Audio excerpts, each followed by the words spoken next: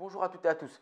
Il y a quelques semaines, vous avez entendu dans les médias parler du RIP, référendum d'initiative partagée. Cela est dû à une envie farouche du gouvernement à vouloir vendre les aéroports de Paris. Je vous invite à aller voir une vidéo que j'ai faite il y a déjà quelques mois sur cette débilité à vouloir vendre les aéroports de Paris qui ramènent de l'argent chaque année dans les caisses de l'État. Et donc les hommes politiques et les médias nous font croire qu'il y aura un référendum. Donc le peuple français pourra donner son avis. C'est génial, non? Eh bien non. Et dans cette vidéo, je vais vous prouver qu'on a très peu de chance, pour ne pas dire pas du tout de chance, que cela aboutisse par un référendum et donc que le peuple français soit interrogé sur cette question. RIP souvent est utilisé dans les réseaux sociaux.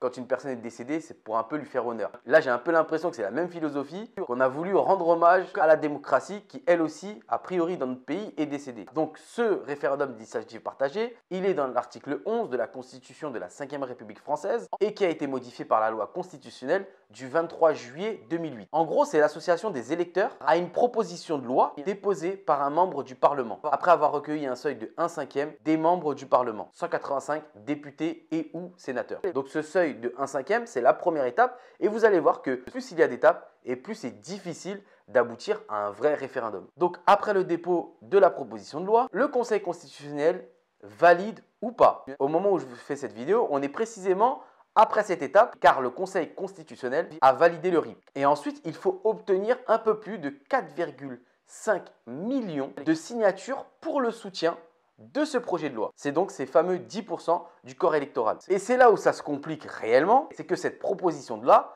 doit être examinée ou pas examinée par le Sénat et l'Assemblée nationale. Et c'est là où c'est déterminant, c'est que si ce projet de loi n'est pas examiné au moins une fois dans chacune des deux assemblées, dans un délai de 6 mois, il y aura donc référendum. Donc concrètement, le gouvernement décide de mettre à l'ordre du jour ce projet de loi dans chacune des deux assemblées, au Sénat et à l'Assemblée nationale. Résultat, il n'y aura pas de référendum. Par contre, si le gouvernement décide de ne pas examiner ce projet de loi, alors là, il y aura référendum. Quand on sait que ce gouvernement veut tout simplement vendre nos aéroports et que 2 séances sur 4 sont réservées par priorité et dans l'ordre du gouvernement à fixer à l'examen des textes et de débats dont il demande l'inscription à l'ordre du jour, donc logiquement, le gouvernement va mettre à l'ordre du jour au Sénat et à l'Assemblée nationale ce projet de loi qui va être examiné et donc très probablement rejeté. Et donc, il n'y aura ni référendum et en plus, ils vont pouvoir vendre les aéroports de Paris.